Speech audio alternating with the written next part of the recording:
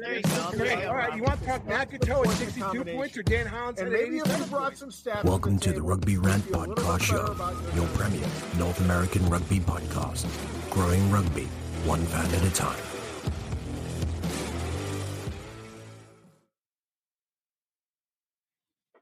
Welcome, rugby fans, episode 112 of the Rugby Rant podcast show. Again, my name is Ty, the Safa Braga. Joining me is Rob, the Hammer Hammerschmidt, in absence of Scott Ferrara, who won't be here on the show, but of course in spirit. And you can follow him and us online under the handle at Rugby Rant Pod. But more importantly, what do we do first up? Around the pitch. So we'll be back with the hard-hitting, important news that you should know as a rugby fan, in our opinion.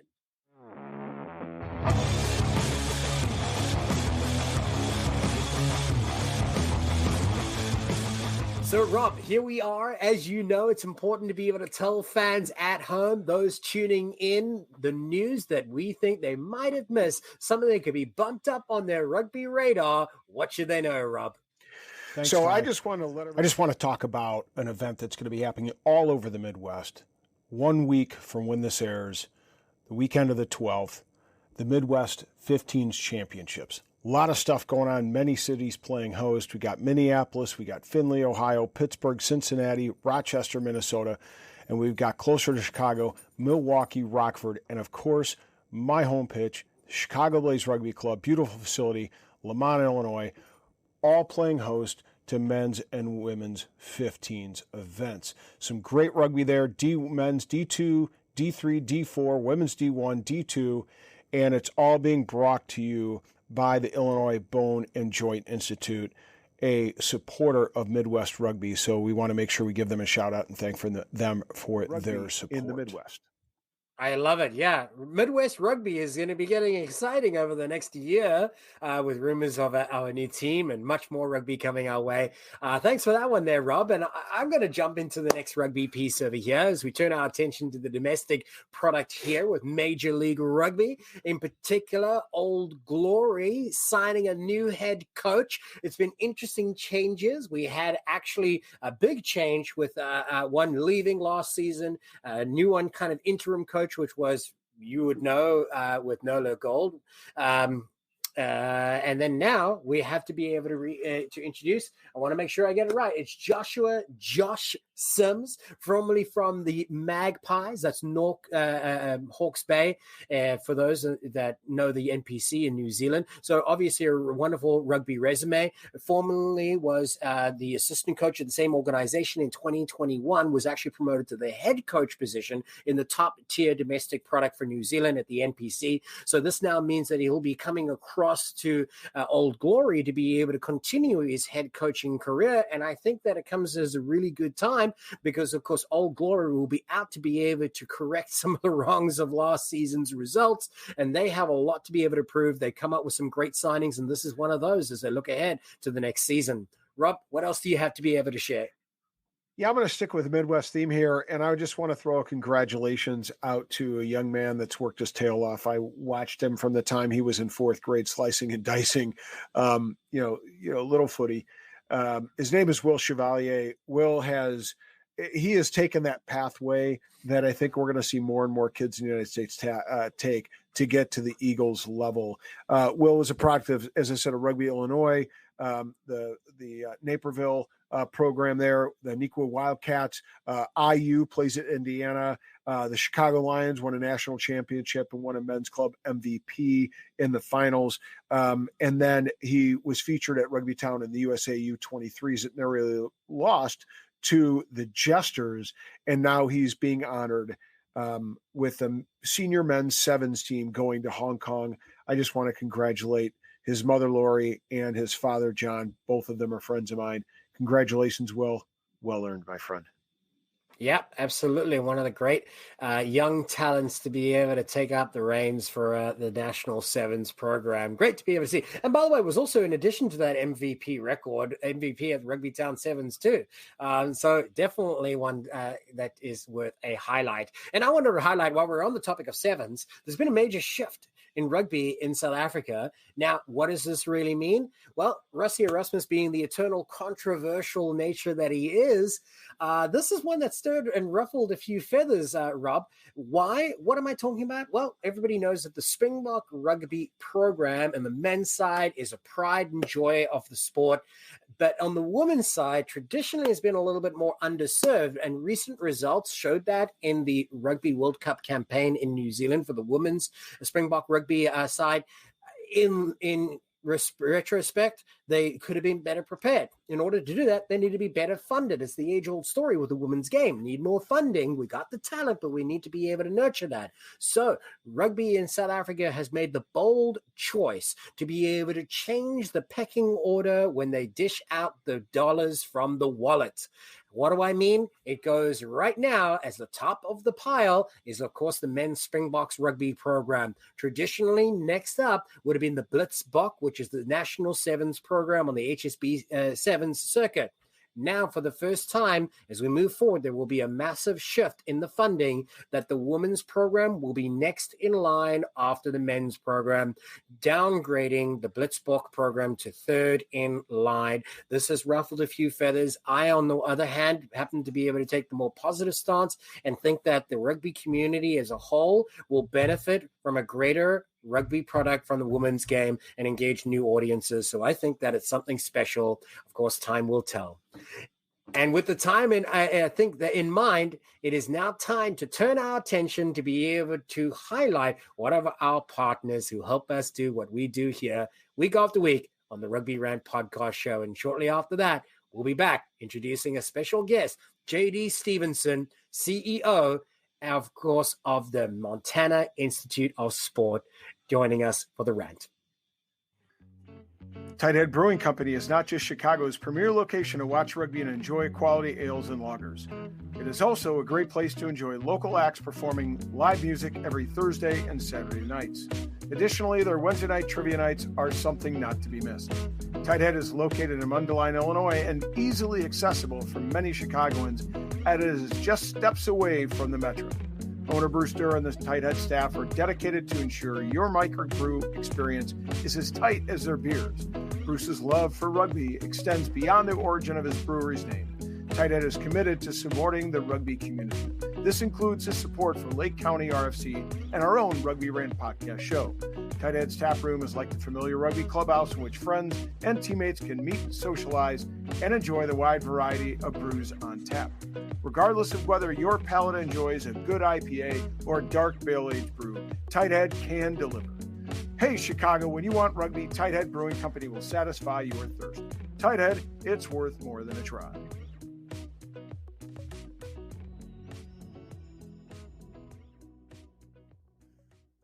Welcome, rugby fans. It's that time again to join us here on the Rugby Rant. This time around, episode 112. That's right. It's been an incredible journey, and that journey continues here with, of course, the familiar faces. My name is Ty Braga, of course, known as the Sapper, in addition to my colleague, who, of course, is known as the Hammer. You know him, Rob Hammerschmidt. And joining us here to be able to take the place of Scott is, of course, JD Stevenson, returning to the show, I believe. JD, welcome to the show again. Gents, thanks for having me. It's a pleasure to be on here. Well, it's important that we remind folks, why are we here? And the hot topic for this month, of course, has been the Women's Rugby World Cup. It has been tremendous action. We've been following it week after week with the USA and Canada in mind as we represent North American rugby in both forms, in every form of rugby that we've come to enjoy. And I know you as fans have continued to be able to enjoy it because you've been following it and telling us about it online under the handle @Rugby Rant Pod. But more importantly, this week, presented another unique opportunity where the same two sides met each other in back-to-back competition. It wasn't supposed to happen, but it meant that the 7th seed and the 2nd seed just coincidentally happened to be the USA and Canada. But Canada, of course, came out the victors last time around in that final Pool B matchup. So you could argue that the USA were out to prove something in this quarterfinal. They had to come out strong and punch them in the mouth, as Scott would say. I love how he says that all the time, but he says it with much more vigor than I do. It must be that New York style. So more importantly, gentlemen, we're here to be able to talk about that matchup. And of course, as we turn our attention to the next matchup, what will we be looking for in that semifinal from Canada? Now, as a reminder to our fans, we've got JD and we've got Rob who are going to compete to be able to put forth the best points, what they think is most important that you should know as fans, what do they think is the next steps forward, and at the end, we might find out who is the winner. Who decides that? Me. Does it count? No. But it's still going to be good fun, and that's why we're all here in, of course, a Rugby Rant, and it's time to rant. So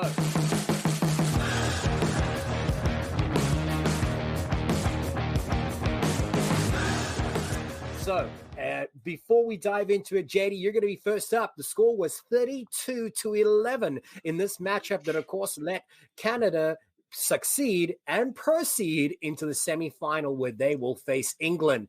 But what are your thoughts on this matchup? Yeah, so I thought there was about 4 points of difference. The first one for me was the set piece. And I think it's, there's an old adage, right? Like the game is won up front. But I mean, there was always consistently front foot ball from the set piece. So a line out and the scrum from the Canadians, was great. It put a lot of pressure on the attack for the US. I thought, that was quite big. And I mean, if we look forward to, say, in England, for example, I mean, the set piece is so important in the game, especially with the conditions that we've seen in New Zealand. I thought the transition play was something that was lacking from the US. So the kick chase, kick receipts, and turnover ball, Canada seemed to be able to exploit the transitional play between kicks, 50-22s, be able to find grass on their kicking exchange. I thought their attack too. So once we were able to Canada was able to get 2 passes outside of the US, that's when holes started to open up. We were a little bit too narrow in defense, and you could look at their actual overall fitness. I thought that was pretty interesting point. And then the other part too was just Canada actually varied up their attack. So a lot direct in their first matchup, as seen by the gain line stats. I think Canada was at 68% gain line win. We were at 45%. They had 9 line breaks versus our 1 and 8 offloads. So they're able to vary up their attack and actually look to come back down the short side and got a little bit of reward that way. So those kind of 4 key points for me. Yeah, and there's a lot of people that would agree with you. And to revisit some of those interesting points, I don't want the stat to be lost inside that good stuff. 9 line breaks to 1 is what you said? Correct. Yeah. Right. And that seems to be a similar story in comparison to the other games too. I think it was 8-2 in the last matchup. So there's definitely room for improvement there. But it sounds to me that you feel that it's not how well did Canada do. It's the areas of improvement that USA need to focus on. And that's kind of important, right? Because they've got a lot of room to be able to grow. They unfortunately have ended their road, but there's many lessons from this. And you pointed out some of those areas to focus on as they move forward. So thank you for that contribution there. Let's hand it over to Rob, the Hammerschmidt. Yeah, well, I'm out because JD did such a damn good job characterizing what needed to be worked on. No, I agree with a lot of those things and a lot of those points. I'll touch upon a few things and expound maybe on some of those. I thought the United States played in the first half the game that they needed to play. We knew that Canada was going to be a tough team. They're very well balanced. I mean, they have a good set of forwards. They have a real nice back three. And I think it's Peltier's pretty good at delivering the ball. And Tessier, their 10, I believe that's their 10, is really sharp. She can vary the attack. So we were up against a buzzsaw in Canada for the second week in a row. But I thought the United States met that in the first half with physicality. I thought they put a lot of pressure on Canada in the first half. That's really stunted the momentum that Canada would produce, especially in the attack, inside the Canada's attacking 22. I thought the USA used their forwards real well. We saw that with the first try of the game. Kitlinski, the hooker for the United States, with the opening try, a few pick and goes, and we put it in. We thwarted their attack even in the 78th minute when Canada was putting pressure on to put another try on the board. We thwarted that. But, to JD's point, I think we were outclassed in terms of our fitness. One of the major tries, I think it was Tessier's, it was their number 11's try that really kind of put the icing on the cake for them. The overlap was there. Came through the centers, found a soft shoulder, made a nice line break, and was able to dot it down. When Tessier scored, we didn't loop around and get around the fringes of that ruck fast enough to get any support on the Canada's left side, and that allowed for a huge gap to be opened up for her just to dot it down with ease. So I thought Canada was more dynamic in their attack in the backs than the United States. We were too linear. We, relied too much on Kelter just to break tackles rather than to develop continuity and ball in hand. So, we have some things to work on. Yeah, I like that you brought up some really great points there. You dived into it a little bit more. Faries was the name you're looking at for the number 11. And this kind of goes back to one of your points originally, JD, is you said that we might have been positioned a little bit too narrow in our defensive channels. And then, Canada had the ability to be able to kind of just go through the phases, suck in the defense. And as soon as an opportunity to present it on its outside, as Rob pointed out, Faries was there to be able to collect it quite nicely and convert. But I felt that Canada came this time around with what we thought was going to be more of the same, the physicality that we come to know, the driving mauls off the lineup. And yes, they produced a great try with that again, but we had seen them use it more often. This time around, they were pulling in the defense. They were going through phases up to 9, 10 and playing good, solid basics in contact areas, reaching the gain line, exceeding it consistently. So yeah, I'm happy that I saw something different that would suggest that the USA might have also been playing a slightly different game plan, but that one didn't work for them. But there are a lot of people who look at it as a tale of two halves, as the cliche, and the scoring was only 4 points adrift between the two, a score of 12-8 at the end of the first half. Rob, you pointed out something really interesting, and we're going to go back to it now, and I'm going to throw this back at you, and I'm going to set it up first. Kelter was the name you said. We said we relied a little bit too much on her physicality to be able to break the advantage line. It obviously didn't happen as much. She did a great job on the boot, but when she left the field with the yellow card, we see 10 points that were immediately come the way. So do you really think that she's that pivotal of a player? Do you think that was the moment the game changed for the USA?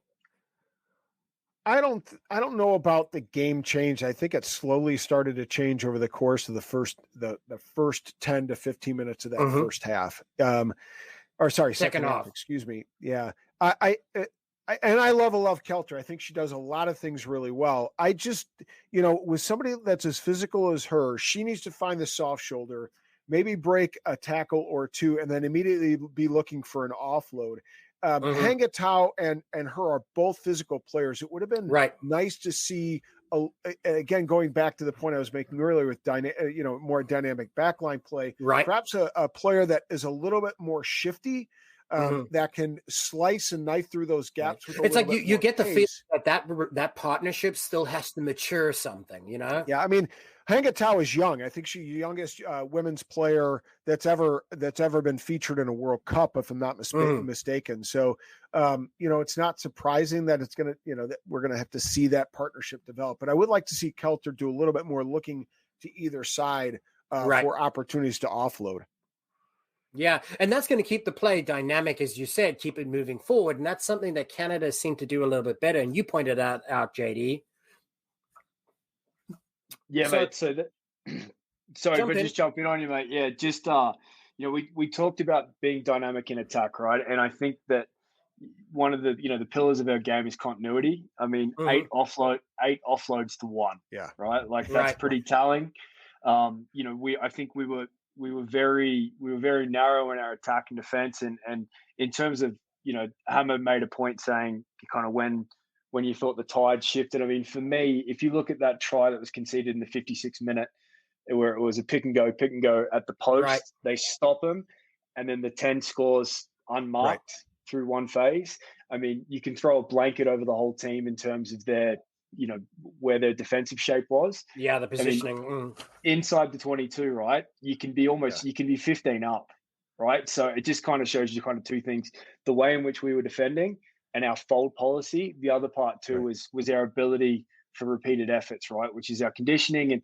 And look, we can talk about, preparation. We can talk about them, the women's game is underfunded and the support that these teams get, right? It is tougher to be conditioned for these events. But that, for me, that broke the back, right? Like when your team was gassed and then you're having to play from behind and you weren't as dynamic as the Canadian play, it makes it tough. Yeah, and what's interesting, JD, the point that you make, and I think it's important to recognize. I mean, it's not like we're talking about an English team, where next week England's going to bring it, and I don't want to get too much into that, but those guys are all, those ladies are all professionals, right? And so you can and their calendar is built pretty well around their structure and their season and their form, right? So we'd expect that. But Canada's not really in all that different position as the United States in terms of bringing players back from Europe, back from the highest levels to get together, to have a camp, to create continuity and do all those things. I mean, we're really not that in a different place, but you can see that Canada is just a notch above where we're at, and that would be 7 to be precise, with 7 losses in a row against that competition head to head. But it is a relevant point, though. Obviously, England is going to be a colossal mountain to be able to summit. And so let's turn our attention for the moment to that as we've reviewed the USA-Canada matchup. What does Canada now have to do as they look ahead to that semifinal matchup? Yeah, you go ahead and no, mate. I think it's funny, right? Like I hate to discredit a very, very good Canadian performance. I just think that England is so dominant. But for a lack of better expression, right? Like Canada is almost like an England B in terms of their approach. Sure. Canada has a great upfront presence. They've got a strong kicking game. And they are actually quite dynamic in the outside backs. I mean, England has all of that, but then also, a world-class kicking game between the halves. I mean, their halfbacks are absolutely class. And then they've got midfielders, to Hammer's point around 11, is that can actually play quite direct, or they can beat you to the outside and actually they can change the lines of attack very easily and double as a second receiver. So in all honesty, I think that it's tough, right? It's very easy to say, look, control territory and then defend in which the way Canada did, because at the end of the day, they have been defending quite well in pool play and twice against us. So I think that, they seem to be well conditioned. They've got a very good back row. If they can win the collision and actually play some decent territory, I mean, there's a chance. I mean, if I'm a betting man, though, absolutely right. Like England looks completely dominant, though, right now in the early stages. Are you bold enough to make a prediction here? Yeah, I think England wins it. I think England. Are you prepared to be able to say a points difference? Against in the Canada game, I think it's I would say I reckon 30. It'll be 30-17. I'm going to say. Okay, that's a 13-point difference, which I actually was going to go for a little bit of a wider margin, to tell you the truth. But maybe you're right, because they've got, and not to be seen cocky, but teams in this position and knockout rugby makes it interesting is how do you use your players and when do you use them? So we might see a slightly different England setup.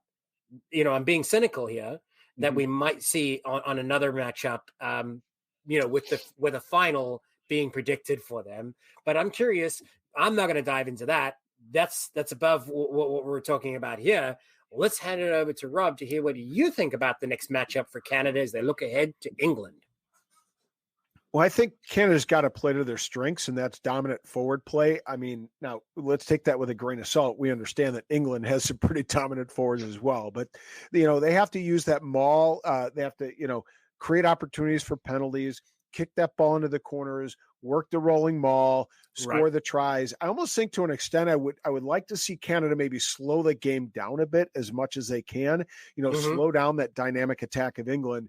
And what I might be inclined to do is harry the scrum half at the ruck breakdown a bit more by not contesting every ruck, but by being a bit more selective at when they can contest a ruck and slow down the attacking ball, right? If you can slow down that ball, they're a fit team, so they can get their structures out defensively and defend against that next phase, right? If they allow England to recycle that ball quickly, then it's going to create some problems, I think, over the course of the because they can be lethal. And we spoke about transitional play, England being among the best in the women's game. So it's going to be about making sure that they control those areas. I do agree. I like the idea of focusing on perhaps slowing the game down for Canada in certain areas. Hopefully they will have the opportunity to be able to drive that ball deep into touch or setting up the rolling maul. It's going to be an interesting matchup. And for fans that are back home, perhaps you want to tell us what you think the scoreline is most likely going to be. And again, you can tell us by following us online under the handle at Rugby Rant Pod. We'd love to be able to hear what you think about our thoughts. Tell us what you think the scoreline might be, and perhaps you might be right. And in that case, you will win nothing except the bragging rights. But if I could just add two things, I didn't get my scoreline. Sure. I'm going to go pretty bold, and I'm going to say England wins by 30. Okay. I think they're going to put the points on, and they're going to put the pressure on, and they've won 28 games in a row, right? That's pretty dominant for any side. Yeah. Right. And one thing I think fans should watch for is watch how different the kicking is in the women's game versus the men's game. A lot of times you really find them shoot for territory and get that kick, that ball out, into touch. And sometimes, in its best attempt that the women's game makes, they just don't get it as far or they don't find touch. And you see a lot of deep, attacking play from the back three. And that's fun to watch. It's a fun brand of rugby. It's also exhausting, and that's why they're tied in the last 20. But it is exciting rugby, and I'm sure people already know, if they've been following us week after week, this is some of the best rugby that you will see at the highest level, regardless of whether it be the women's game or not. It's great rugby. It's an entertaining product. The Roses, as we mentioned, 28 wins in a row, have now also been elevated to being able to receive the honor of playing Twickenham itself, which is traditionally the great RFU home for the men's game. So, and what warrants that is the attendances. We've had broken attendance records in New Zealand in excess of 34,000. We continue to be able to see numbers rising up and up and up. Greater sponsors because they are getting better. The product is great, and you should be paying attention to it if you not already are. Gentlemen, thank you very much for the opportunity to be able to dive into this one. And let's recap very quickly on that, looking ahead to the next game. Both of you seem to agree that it's England that will largely be the favorites, as they have been thus far throughout the tournament. Rob, on one hand, thinks that the scoreline is going to be as much as 30 between the two.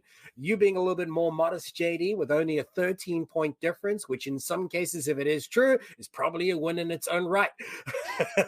However, we will be watching earnestly and wishing our ladies on as they take on bear the torch for the North American sides remaining in this contest at the Rugby World Cup 2021, of course, in New Zealand. And before we go, there is a bit of a tradition. JD, we've of course mentioned it to you, but we want to mention it to our fans that it is important we give every one of our guests the opportunity to talk about something very special to them. And in my introduction, I should have also mentioned that you are, in fact, the CEO of the Montana Institute of Sport. And I wanted you to be able to tell fans, what does that mean and what do you do with that? Perfect. Right. So first, fellas, thanks for having me on. I really appreciate it. Why is this why is this important to me? We're a non-profit here that's based in the state of Montana, and we look to get behind and support targeted sports, which in reality is rugby, right? So we want to see rugby be a varsity sport in the state for both boys and girls at the high school level. We believe that we have the people here and the athletes that could become the players. And we think we can be a pivotal part of the ecosystem that can provide quality players and provide another avenue for kids that can get to college, hopefully higher on as MLR onto the Eagles, make Olympic team. So, for more information, come and check out our website, montanainstituteofsport.org, or just give us a quick Google search. We're always looking for people that want to support us any which way, come volunteer and help us grow the sport in the state. We think we can be a little powerhouse here and up in the mountains. So appreciate your time and thanks for having me on, fellas. Well, it's a great pleasure. I rarely get to share the screen with a heavyweight of your caliber, so it was genuinely a blast to hear what you had to say and reflecting upon this match from last week. I appreciate it, Emma. Thanks for having me on. I think that's Rob conceding the win to you. No, I was just actually contrasting this guest with a normal our normal every weekend analysis. No, I appreciate it. And all jokes aside, though, it is tremendous to be able to see somebody like yourself putting in as much as you are to be able to kind of grow the rugby scene, but focusing on it from a grassroots level all the way through to senior and helping people create a pathway in a place that it hasn't been forged just yet. So thank you for that effort. And fans of the show, please go out and find them online. No matter what your contribution will be, I'm sure it's valuable. No contribution is too small. And that's how we're going to be able to build the next generation of superstars to be able to take the field and represent the red, white, and blue, right? But more importantly, rugby as a whole wins, not just one particular region. When we adopt that mentality as a rugby community, we're growing. So thank you for doing your part there, JD. And again, make sure that you check them out online and follow the organization. Again, that is the Montana Institute of Sport. So without further ado, it's time to be able to crown a winner, a top ranter. And you know what? On this occasion, I am actually going to hand it over to JD. Congratulations on your win. Thank you very much. Nothing else matters in life except this. No, and you're a man of few words. I like it. Look, we're at the point where we need to wrap things up. So, I appreciate the win. And I'm just glad, it's good to talk rugby. And it's a shame we weren't talking about a US win. But, still talking rugby all the same. So exactly. You're the first guest, by the way, that has corrected us that we're running late. No, that's fine. Listen, you told me 20 minutes, so I'm trying to keep it short and concise. It's like, no extra time, boys. No extra time. Hey, I'm a coach, man. I'm a coach. We're time's key. So I like it. And that's why it's good that you're in charge driving it, because you need one person to make sure you keep everybody on track, right? Exactly. I like it. So again, JD, it's been a pleasure. Thanks to my colleague as well, Rob Haberschmidt, for joining us here. And of course, my name is Ty Braga, known as the Sapper. In absence of our colleague as well, I'll say thanks on the behalf of Scott Ferrara. You know him as the big guy. We are, of course, the Rugby Rant, but what we do is not done without your support. So continue being able to do that. You can follow us under the handle at Rugby Rant Pod. We'll release new episodes weekly for your benefit as the rugby fan. Why? Because we aim to grow rugby one fan at a time, and we'll continue doing that week after week with your help. And that on that note, we'll see you next time.